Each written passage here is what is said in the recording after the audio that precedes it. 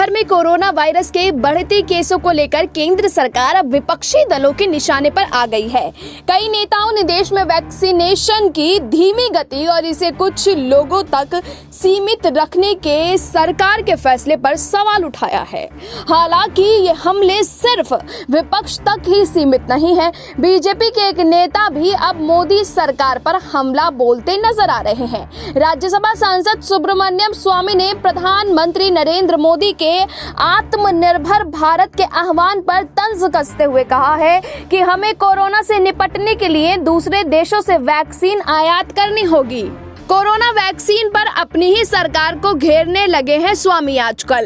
BJP नेता ने tweet कर लिखा है कि कोरोना वायरस के मामले तेजी से बढ़ रहे हैं और हमारे पास वैक्सीनेशन की कमी पड़ रही है। हम भारत में इस्तेमाल करने से ज्यादा वैक्सीन निर्यात कर रहे हैं, इसलिए मेरा सुझाव है कि हम जॉनसन एंड जॉनसन की एक डोज वाली वैक्सीन आयात करें। हम पहले ही ऑक्सफोर्ड एस्ट्राजेनेका की कोविशील्ड को ब्रिटेन से आयात कर रहे हैं। इसने कोई आत्मनिर्भर का मंत्र जाप नहीं चलेगा।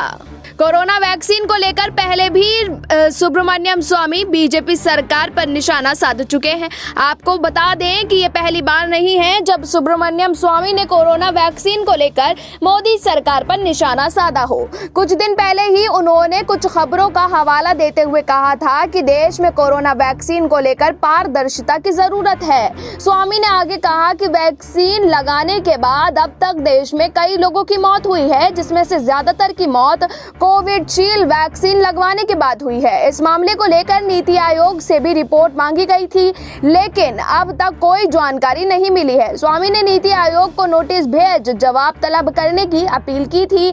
हालांकि इस पर कोई कार्रवाई नहीं हुई है, लेकिन अब देखना होगा कि सुब्रमण्यम स्वामी के इस बयान के बाद बीजेपी की ओर से क्या कुछ प्रतिक्रिया सामने आती है। Bureau report SPN9 news.